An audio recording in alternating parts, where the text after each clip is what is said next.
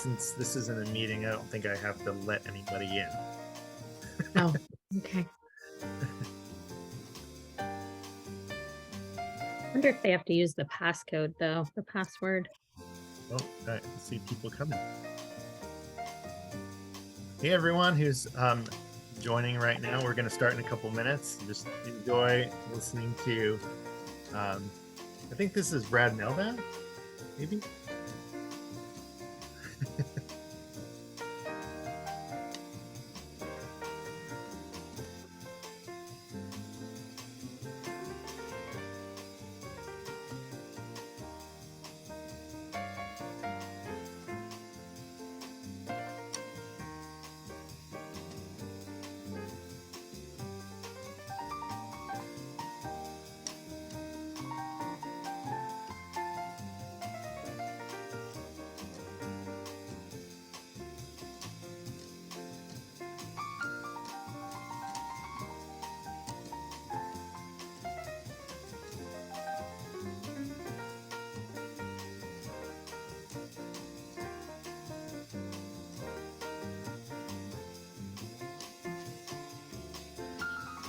All right, folks, it is 3 o'clock. My name is, well, hold on a second. Let me turn up this music.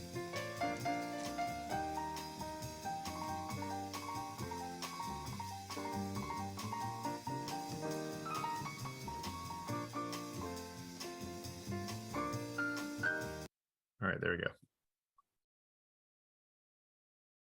All right. Welcome, everyone. My name is Tim Villegas. I'm the Director of Communications for the Maryland Coalition for Inclusive Education. We're just going to have a few more minutes to let people come in. And as they come in, if you want to just say hello in the chat and let us know where you're watching from, that would be fantastic. Just a little bit about the Maryland Coalition for Inclusive Education. We are a nonprofit that works with school districts on school transformation to more inclusive practices. And so we could not think of a better partnership to showcase the documentary film Forget Me Not. We have Olivier Bernier here today that is going to answer some questions after the film. So we are going to show a 20-minute clip of the film, and we're going to just run that through in about just a few more minutes. And then after the film is done, after that clip is done, then if you have some questions in mind, think about either writing them down or going ahead and putting them into the Q&A. And then we have a very special guest, Jessica Kidwell, who is the host of the Neuroversity podcast that is helping us out today. And she is going to be helping us with that. I just got a message here that the chat is disabled. So let me see if I can fix that. Yeah, how do I do that?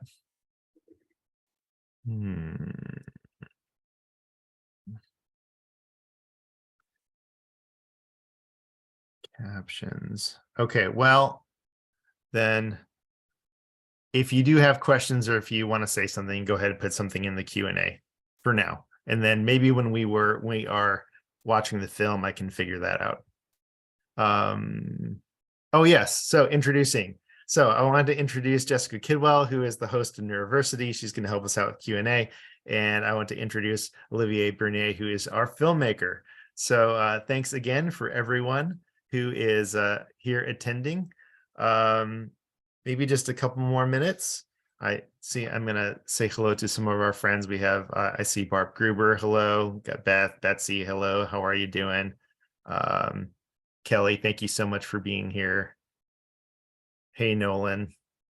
Thank you for being here. Also, just a reminder that we do have auto caption available. So if you go to the triple dot, I believe, under more in your, you can enable captions.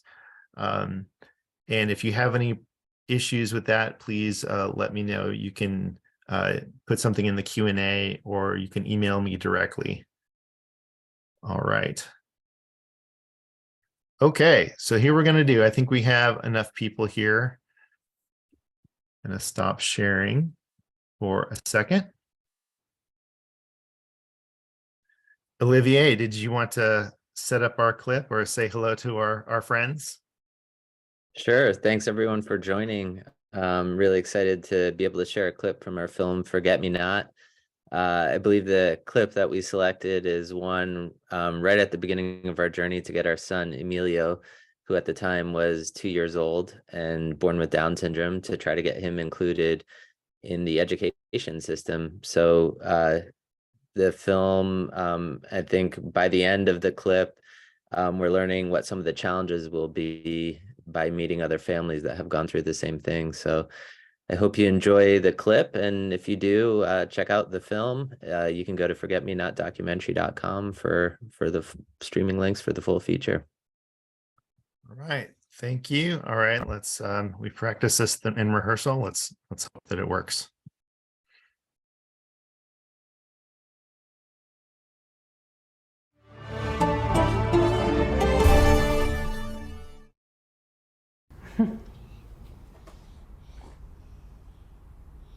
Even though I was a special education teacher in the New York City public school system, it's completely different to be at the other side.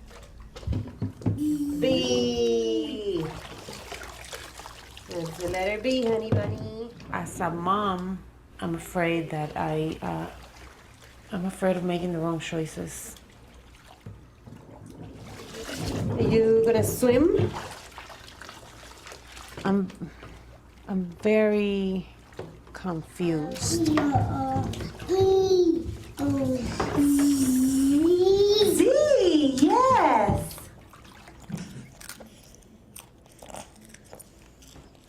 Pound dog. High five. Another pound dog. Handshake. Handshake. Thank you, sir. Jammy time, honey bunny. Okay, let's try that again. What book do you want? I like that one. Emilio, can I get a kiss? I love you. How old is he? He's 2 years and 6 months now. Okay, and you're starting to work on that transition from EI. Exactly. Wonderful. Yeah, my main concern right now is to choose the right setting. There are kind of a lot of different options for preschool, and specifically with Emilio because, he does have the disability, and you don't want to send him into a general ed class if you know he's not really going to progress there. Meet him at his level and get him to the next level, no matter where that is. We wouldn't put him in an integrated class if we didn't think he could, really be successful there. So, but there, like you were saying, it's not enough. So, what is the setting where his needs can be met? Maybe he'll need a special class when he's 3, and that isn't fixed. It's not forever. It's always changing because kids, they're growing, they're getting older, their needs are changing, they're getting earlier, like you mentioned,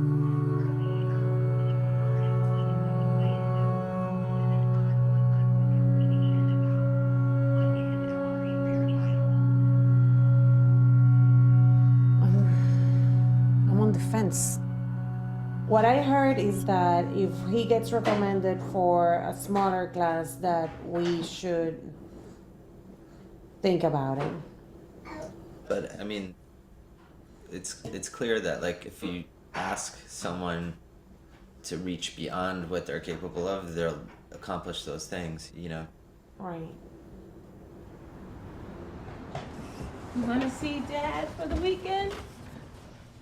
Yes? Okay. One moment. Put your foot in there, buddy. And What do you say? Thank you, mommy. All right. We're trying to figure out the right class setting for Emilio. How did you know what was right for Wesley? Where do you want me to start? Right. Hey, Have a gonna good follow you weekend. outside. What do you say? They said, have a good weekend. Thank you. When Wesley was maybe 5 months or 6 months old, we put him in a daycare center. And one day the teacher called and asked me to come back during the lunch hour, and when I did, to go straight to the basement. When I got there, I was wondering why I was in the basement, and then I started to hear the sound of a baby. And as I got closer to the sound, it was recognizable. It was recognizable because the baby was my baby.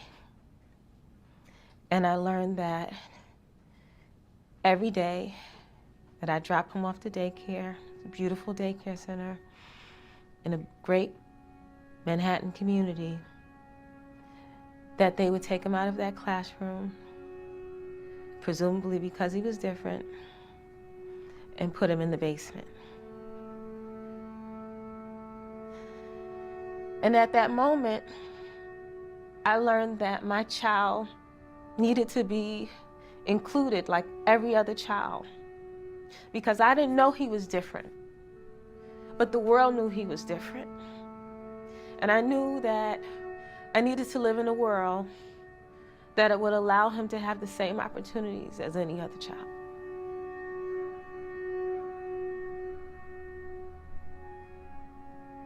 When I started doing research, I learned that there was a thing out there called inclusion, and that I needed to get it.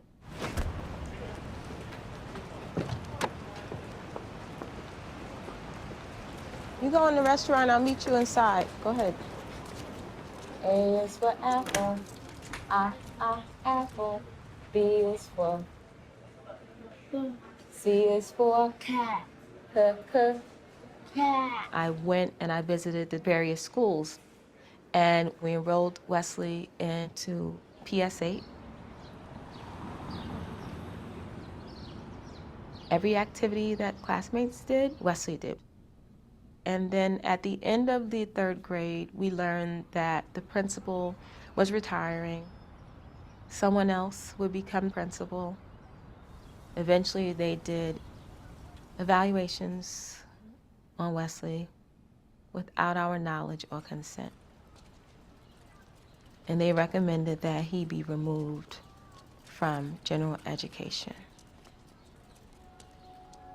We had an IEP meeting, and all of the people that made the recommendation decided that they would not come to the meeting. So the principal didn't come, the assistant principal didn't come. It was a room full of people that we'd never seen before. It sounds like they're orchestrating. They're orchestrating a removal of him. The goal was that he would be removed from general education forever, put in self-contained, where he wouldn't be around typical peers. So we had no resolve but to change his status to self-contained or to homeschool. I decided to homeschool him. So I commenced from working 5 days a week to 1 day a week, without knowing if Wesley would ever see the inside of a classroom again, whether he would ever be entitled to an inclusive education again.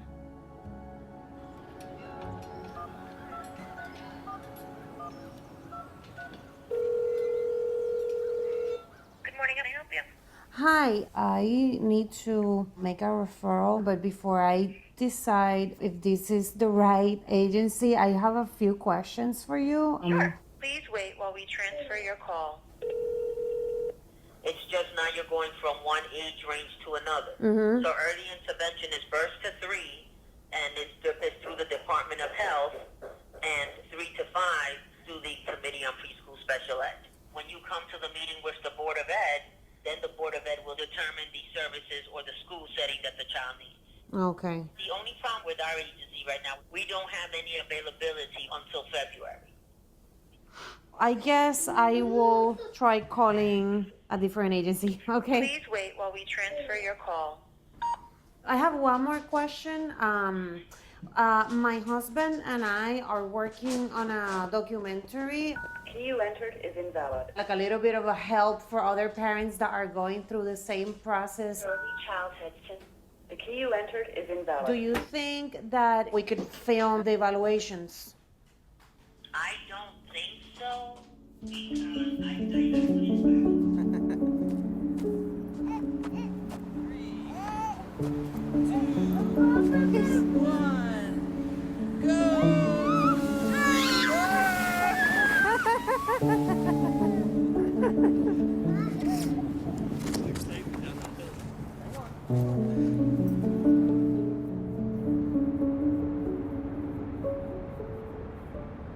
Good morning and welcome to the 8th annual World Down Syndrome Day.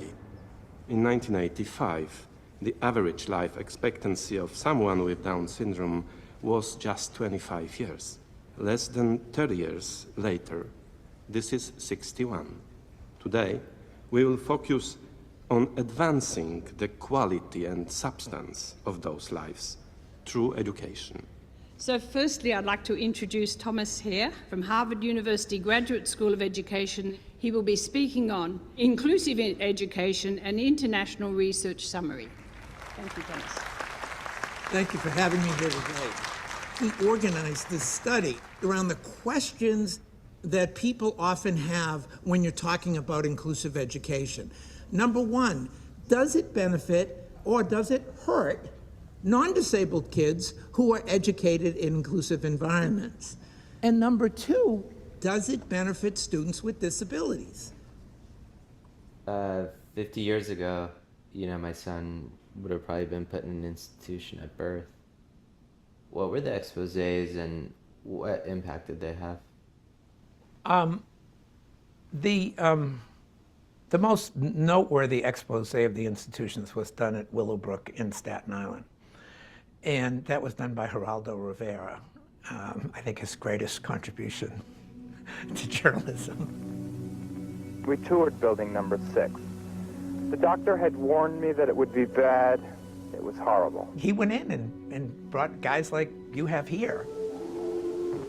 In my building, we had no staff to train them in a systematic way to use utensils to feed themselves. That can be done, but what's necessary is to feed them. The Willowbrook State School is this country's largest home for the mentally retarded. It's called a school, but that's more a statement of aspiration than of fact. Fewer than 20% of the 5,230 people who are kept here attend any kind of classes. These exposés were on the nightly news. And there were surveys that done at the time. The average American didn't believe that this was happening in their country. And so it wasn't just parents of kids with disabilities. Other people saw those and they were repulsed. And so I think that politically helped eventually pass Section 504 of the Rehab Act. That was the first big step which prohibited discrimination. And then ultimately, the federal special ed law. This is the tented south lawn of the White House.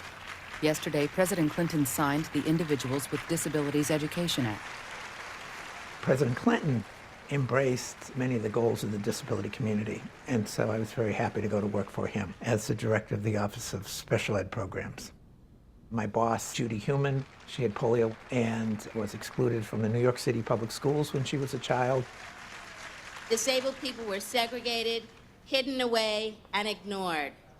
Today, thanks to the IDEA, we can see a future where no child is denied his or her civil right to obtain a quality education. Our goal was to bring particularly people with intellectual disabilities into the mainstream of both schooling and life. To the 5.8 million children whose futures are in the balance, we believe in your potential, and we are going to do everything we can to help you develop it.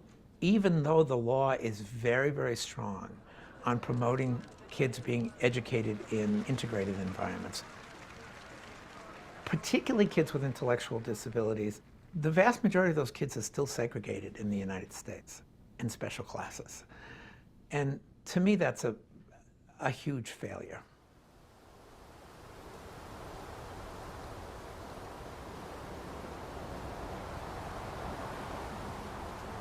Aiden Patrick. Oh, look, Mom's up.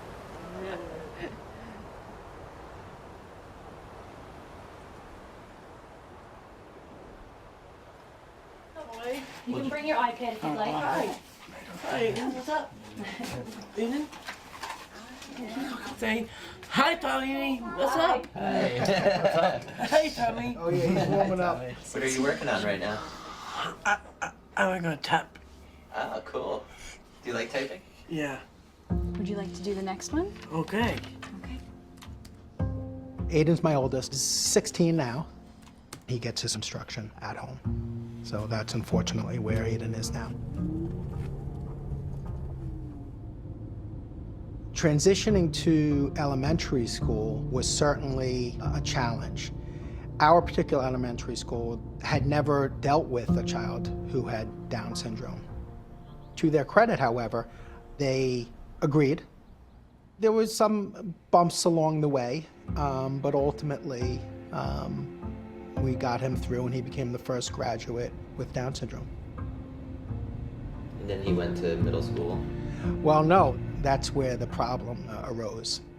We were told that that'll never happen. And we said, well, what do you mean that'll never happen? So here is the middle school. What West Hampton wants to do is to not only completely remove Aiden from the general education classroom and not even allow him to have a lunch with typical peers. In addition to that, they want to send him to an entirely different school district, which is over an hour away. So their plan is to put him on a bus 1 hour? At least an hour away, into a segregated setting. That's by himself on the bus? Yeah, that's their plan.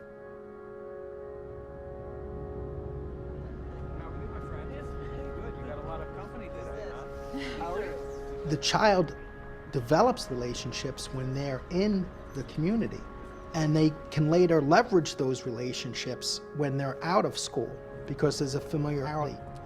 If you move outside of a district, that child's lost. Nobody in the community even knows who that child is, and never will.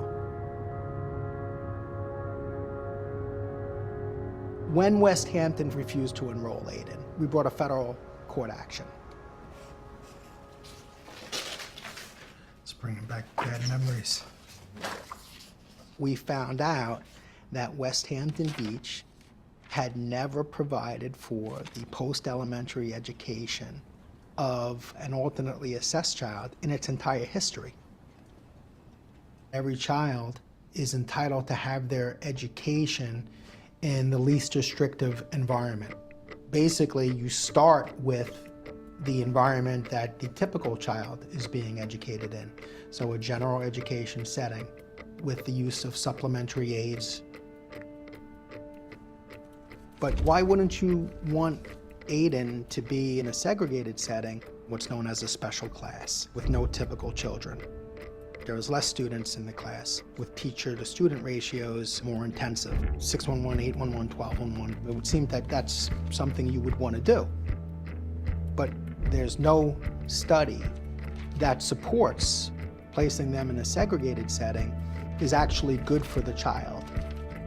However, there's literally hundreds of studies that support integrating children.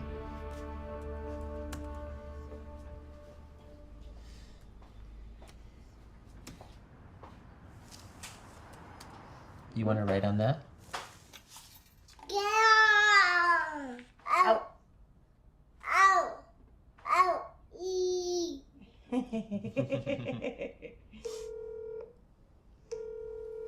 Hello? Hi, Sara Jo? Yes? Hi, this is Olivier. We do know that students have the most academic success when in the inclusive setting. So we would want them in an inclusive preschool with gen ed peers. I think the big thing thing is, New York City was one of the most segregated school systems in the nation for special education. So it's going to be battling that. If you were to rank New York in terms of segregating, where would that rank? It'd be the very bottom, the absolute bottom. Not just for students with disabilities, for students of color, students of low socioeconomic status. New York City is interesting because they have a completely separate district for students who have IEPs called District 75. And so students are labeled District 75 students. Students with specifically intellectual disabilities are all shipped away to these segregated spaces. What does a District 75 school look like? It's only kids with IEPs.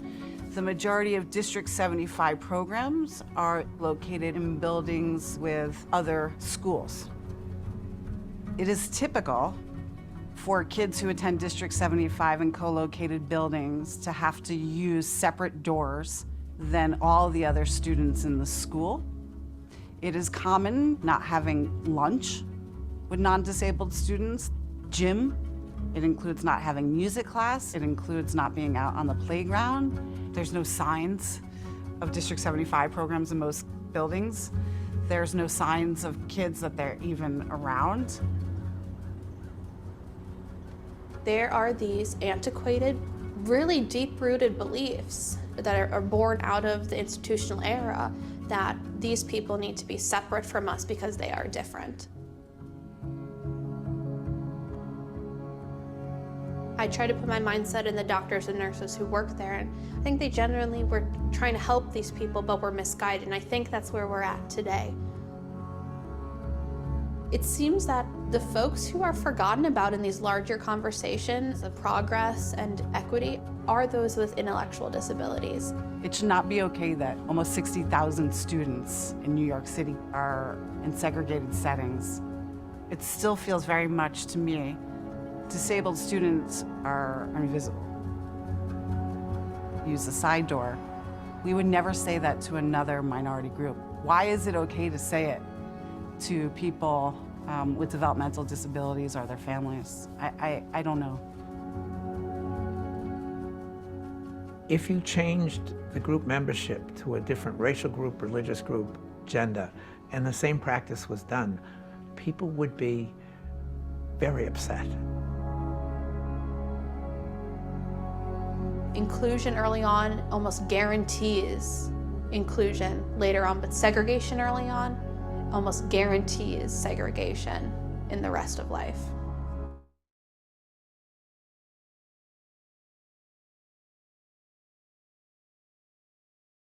All right, folks, we are back.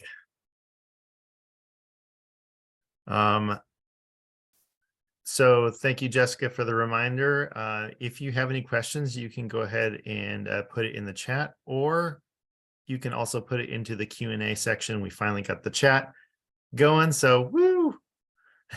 Thanks for your help on that. Also, apologies for any of the technical difficulties on getting into the Zoom webinar. Hopefully you were able to get in, but for those who are watching later, again, apologies. You will be able to watch this webinar on demand, and we will also have this on our YouTube channel. So Olivier, first of all, thank you so much for making this powerful film, so impactful. And why don't we just start off with one of the questions we got from our attendees. They said, we would love an update on Emilio since the film, and how are you continuing to advocate for him given the systemic problems with accepting inclusion as a best practice?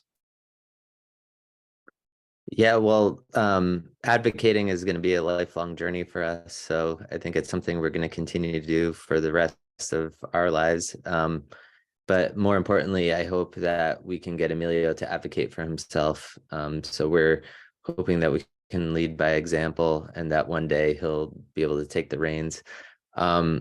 Today, Emilio is fully included in kindergarten, we're happy to say. We're actually now in New Jersey, Montclair, New Jersey, and so far, his whole team has been really supportive of him being included. So that's been a really great. But every year is going to be a new year, and we know that his IEP meeting comes up in May, and there's going to be new challenges. But what's important for us is that Emilio is not segregated based on his ability, that he has the same opportunity that every other child has, and that he's able to reach his full potential just like every other child. When you were making the film and interviewing, Thomas Hehir and interviewing some of the advocates, you talked about research, and you talked about the outcomes for individuals with intellectual disabilities and just their ability to learn in general education. Did you what did you learn about that?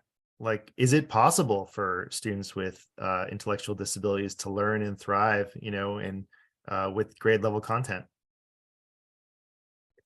It absolutely is. And, I think to step back for a minute, when Emilio was born, I was just completely unprepared for him because I had gone to school that was completely segregated and we never met anyone with a disability.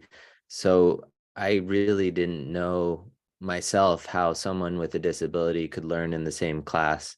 And I think, what I tried to do with the film is to bring people on that journey of me learning what inclusive education is and how it works, because I think that's the most important thing we can do is build that bridge to people that maybe don't understand or went to school like mine where, a teacher sat in front of a blackboard and wrote, some numbers for math and hoped that children would be able to understand it.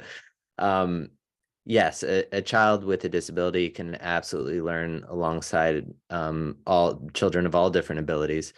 And the truth is, though, that it takes a different way of thinking. It takes a different way of teaching, and it takes a rethinking of how, schools traditionally taught to the average student. There really is no average student. And if lessons can be taught to the margins, to both people on the highest end of, the IQ scale, let's say, and people on the lower end, then if we can teach to the margins, people in the middle are really going to benefit. We didn't see it in the 20-minute clip, but you were able to visit the Henderson School in Boston. And so tell us your impressions of what a fully inclusive school looks like and sounds like for those who maybe have not experienced it. Oh gosh, it was our first days of filming officially for the documentary, besides like our family footage, was actually going up to Boston. So our first interview was with Thomas, and our second day was going to the Henderson School. And I gotta say, as soon as those doors opened, my world changed. I'd never seen anything like it. I'd never seen so many people with different abilities and different disabilities, in the same place and hanging out and being kids and having fun together. We entered, it was lunchtime, I believe. We were in the cafeteria and everyone was sitting together. And what I learned is that, although the kids do see the differences, it just doesn't matter because they started going to school together in preschool and they're just buddies, they're friends, and they learn with each other and from each other. And it's really an experience that I wish I had when I was younger, and I hope that we can bring to more children as we go forward. What about NYC? Has anything changed since the film has come out, like as far as the educational service delivery? Yeah, there has been some changes. There's been talk of making District 75 more inclusive. I think to people who haven't seen the full film, District 75, as mentioned in the clip you saw, is a place that's just built on the foundation of segregation. So, I'm of the belief that you just have to totally dismantle District 75. I don't know that you can make it more inclusive because it's a segregated practice from the beginning. But there are steps being taken. During the previous administration in New York, they tried to get rid of G&E, which is also a form of segregation. Gifted and talented students should also be in the same class as everybody else because they learn many things in those classes, not the least empathy. So, I think there have been movements over the years, but I haven't seen any significant changes. And in fact, in 2021, we had already concluded filming, but I read a statistic that the school system in New York City had spent $1 billion on legal proceedings to essentially send children to private schools that they couldn't fit within the public school system. So that's $1 billion that could have gone towards making a more inclusive education. Right. So I know a lot of people are going to be showing this film to educators. In fact, I just came back from a trip to some schools in the state of Washington, and one of the principals said that she showed the film to her entire staff. So with educators specifically in mind, what did you really want them to take away from the documentary? Well, I think, this movement towards a more inclusive education system really begins with teachers. And, I got to start by saying that I believe teachers are the most important people to our society because they're creating the future of our country and, all around the world, their countries. Without good teaching, we don't have a future. And the education system is really integral to that. So I hope the film reaches a lot of future teachers so that they can see another side of the story. The way we change things is by not doing them the same. So just because things have been done for many years in a certain way doesn't mean that they should be done that way in the future. And I hope that when future teachers see the film, they at least think about including children with disabilities. And I hope that those teachers one day become administrators and principals and have the opportunity to make their schools more inclusive as well. Do you have an update on Hilda? She goes through a transformation, especially after, Boston. I know that the family did, but, how is she doing in all this right now? Yeah, well, Hilda came from a professional background, and when we went into the first IEP process, she had a lot of faith in the educators and the administrators that we were going to be working with. And it took her a minute to come around to the idea that maybe these people didn't necessarily have the best intentions for Emilio. Today, Hilda and I advocate for Emilio side by side, and, I can't feel more lucky to have a wife like Hilda because, when I'm feeling weak, she picks me up, vice versa. So, we're in this together, and I hope Emilio sees that. And, one day, as I mentioned earlier, takes cues from that.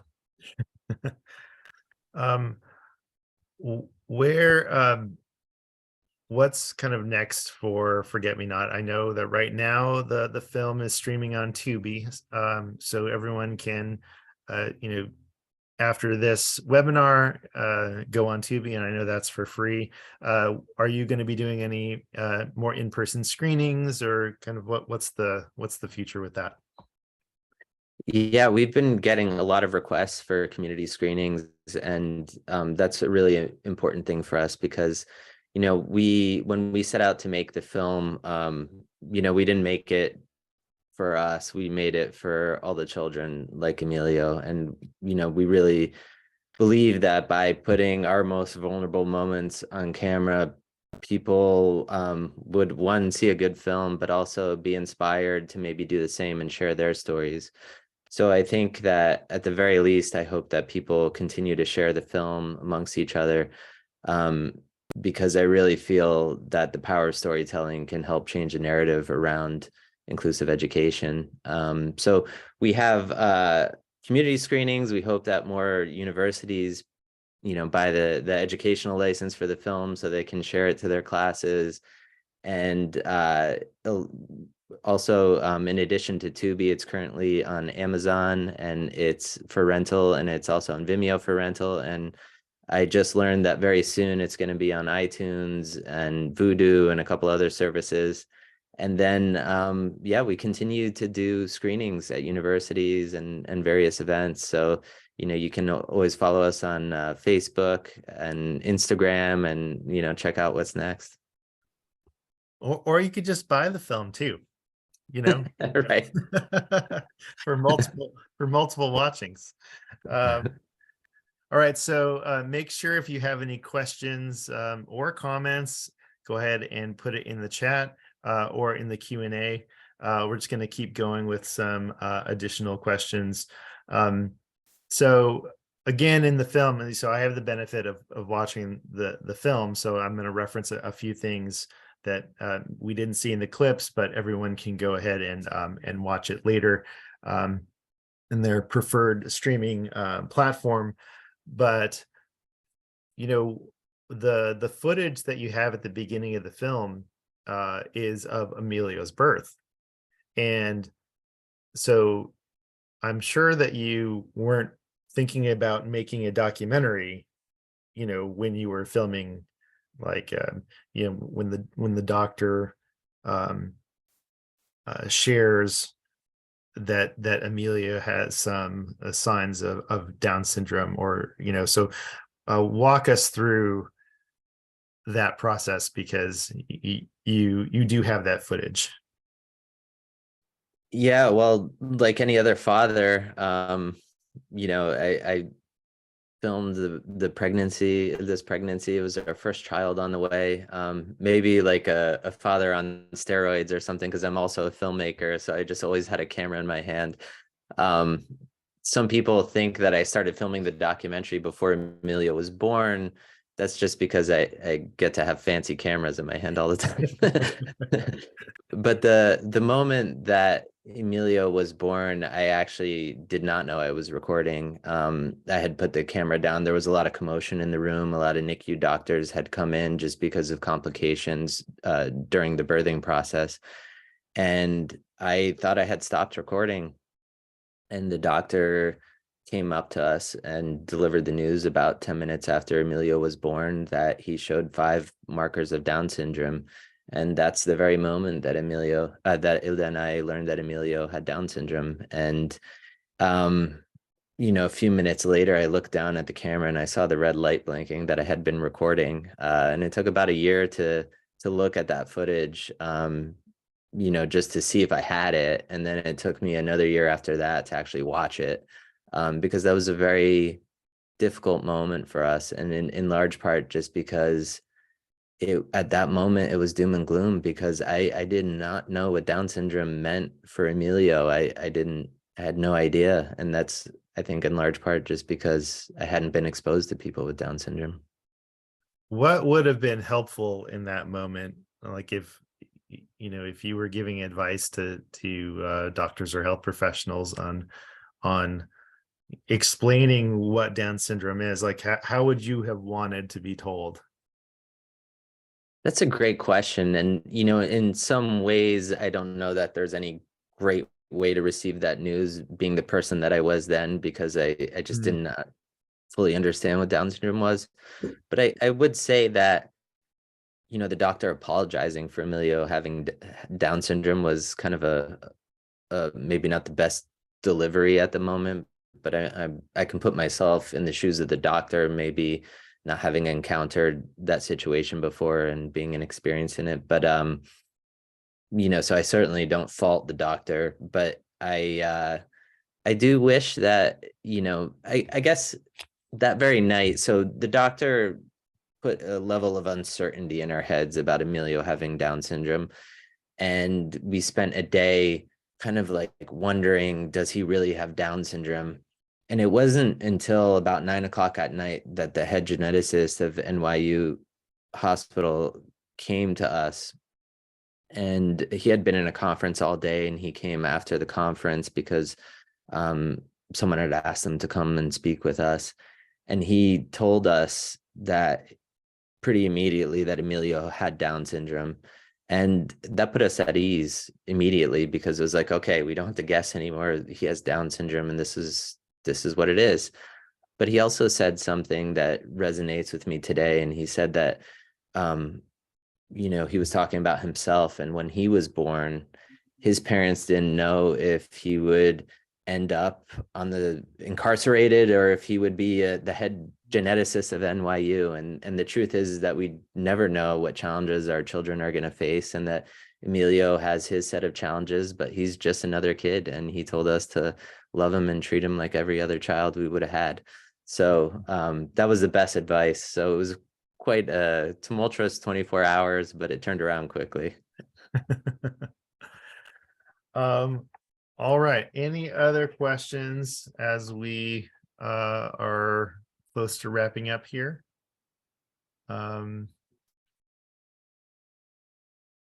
So another thing that comes to mind when I'm thinking of the film is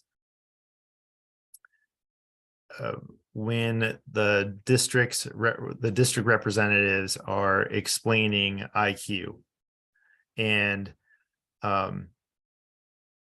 showing you a bell curve and kind of saying, well, here's typical development, and you know, Emilio's somewhere like off the page or whatever.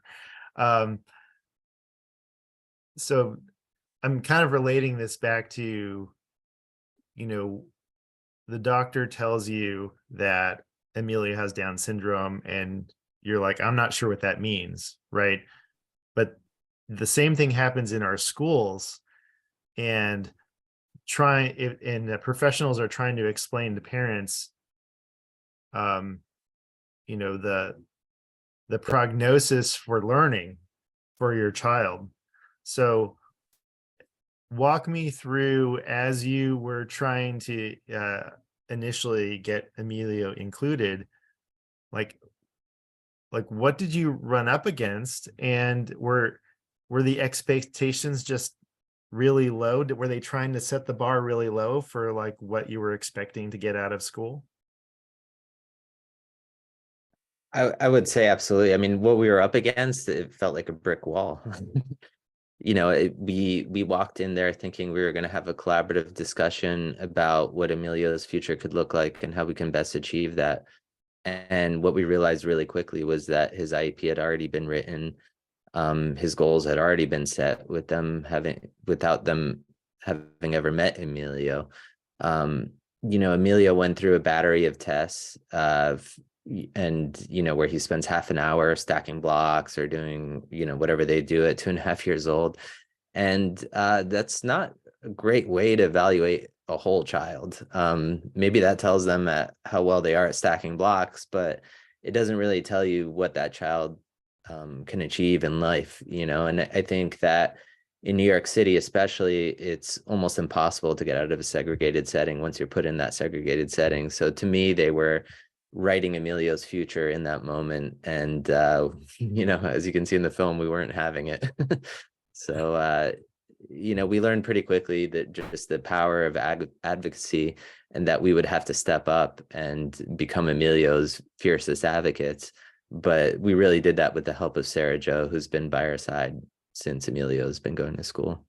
Absolutely, Sara Jo. We're so thankful for you and your advocacy.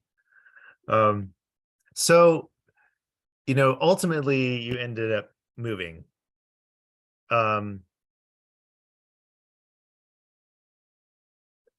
Not everyone can do that, right? Not everyone can pick up and move and go to a different state, or even a different school district within the same state.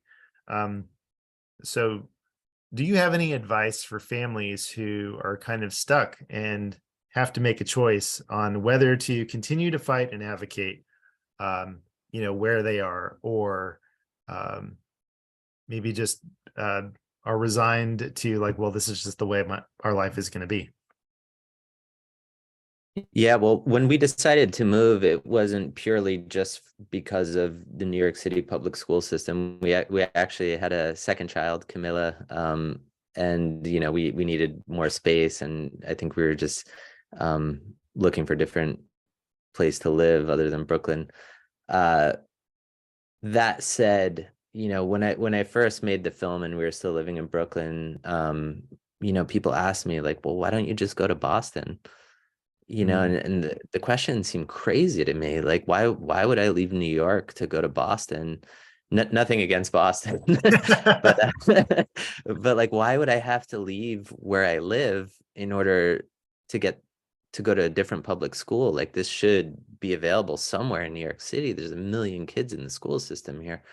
So the idea that people have to pick up and move to get what they need for their child is horrible, in my opinion. We've lucked out. We had a really good opportunity to move and we took it. But not everybody has that opportunity. And, it reminds me, a lot of people ask me, what can we do? What laws can we pass, so that this doesn't happen? And although laws are really important, don't get me wrong, the problem with laws is that to defend them, it takes a lot of money and a lot of time. So there's, as you see with Aiden's story in the film, and there's countless other stories where children are still fighting legal battles to be included in their local community schools and not allowed to go to school during that time in an inclusive setting. And, who loses is the children. They lose years.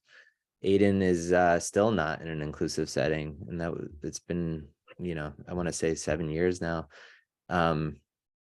And his parents have been fighting and just doing everything they can at great personal expense to try to get what Aiden deserves and as a human. And the truth is that, I think we need to look at it as a civil rights issue, not just a technical education issue.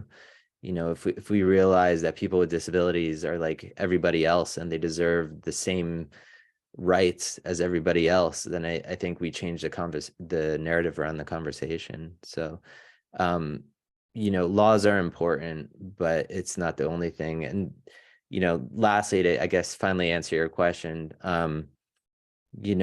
if you feel stuck in a situation, we were there too. And the most important thing to know is that so many other people are going through the same thing. Our film focuses on Emilio just because he's our son and I had a camera in my hand. But Emilio represents millions of other children. And the truth is that if you keep fighting and you get your child included, what you're doing is opening the door for many other children behind them, and create an example, because your child being in an inclusive classroom, there's maybe 20 other children in that classroom that will have the experience of going to school with a child with a disability, the experience that I didn't have and that led me to be unprepared for my own son. Well, as we wrap up, any other final questions for Olivier about the film, about Emilio, about inclusive schools? Olivier, do you want to just, I guess, plug the film just one more time, let people know where they can follow the film, and get updates about Emilio and stuff like that? Absolutely. You can follow us on Instagram at Forget Me Not Documentary, on Facebook at Forget Me Not Documentary. Our website is fmndoc.com, also forgetmenotdocumentary.com. They'll take you to the same place. And there you can see all the places the film's streaming. You can learn about some events. And we also have a lot of resources on the site about inclusive education, namely a paper that kind of kicked off my research written by Tom Hehir for Alana, which is actually the grantor of the film. And, our distributor is working tirelessly, Cinema Libre Films, to get the film out there. And, we hope that we all have a part to play in this, and we hope that by sharing the film and sharing more stories around inclusion, we can kind of break out of just the disabilities community and show that everyone benefits from inclusive education. So, please share the film. It's really, really important to us. Fantastic. Oh, so I do have one more question before we sign off. So did you feel that the IQ and other testing was a disadvantage to Emilio's inclusion? Absolutely. You know, and this is where advocacy comes in, or having an advocate is so helpful, because Sara Jo reminded us that any kind of testing is just really to get the services that Emilio needs, or to come up with a strategy to help Emilio best. It shouldn't be deciding placement. You know, and secondly, like, I never took an IQ test. I still haven't at my age. And, you know, why should children with disabilities have to take an IQ test? It's just very strange to me. You know, I think Emilio, in the eyes of the New York City public school system, Emilio's future was already written because he was born with Down syndrome. And that's really dangerous, because if we continue to do the way things have always been done, we're doomed to repeat the same mistakes. And that's why we spend a lot of time talking about the institutions. You know, a lot of what we're seeing now are really loud echoes left over from the institutional era and eugenics. And how do we break out of that is by doing things differently. So I hope that, you know, everybody raises their voice and just reminds their local schools that they should be doing things differently. Well, thank you so much to Olivier Bernier. And then I just want to acknowledge how many people, not only in the chat, but as we were leading up to the webinar, how many people had already seen the film and how it had impacted them in such a powerful way. So thank you so much for, you know, opening up your life and showing it to everyone. That can't be an easy thing to do. But I think it's made, it's an important contribution to the conversation towards inclusive education. Also, today on the Think Inclusive podcast, it dropped today in your feeds if you are following the podcast. I have a additional conversation with Olivier and Hilda Bernier about the film. We did talk about some of the same questions, but we didn't, not all of them. So if you're interested in that, you can go ahead and check that out at thinkinclusive.us/podcast. Another thank you to Jessica Kidwell for being my right-hand person doing the Q&A. Thank you so much. Make sure to check out her podcast, Neuroversity. And I think that might be all the thanks that we have. unless you wanted to have a thanks. I don't know. Well, yeah, I first, you know, I just want to acknowledge you and Jessica as well. Thank you for putting this together, and thank you for everyone that joined. You know, I hope we get to continue to connect in the future. And I also just want to thank the grantor of the film, Alana, who's actually from Brazil, and they also have the Alana Foundation in the US, and they do so much good work around inclusion and rights of children. Also our distributor, Cinema Libre, and Rota 6 Films, and all the people that helped make the film, and of course, all the people in the film that shared their stories, because we weren't the only ones. So that's it. All right, absolutely. Okay, I'm going to end the webinar, and I think I'm going to try this. Here we go.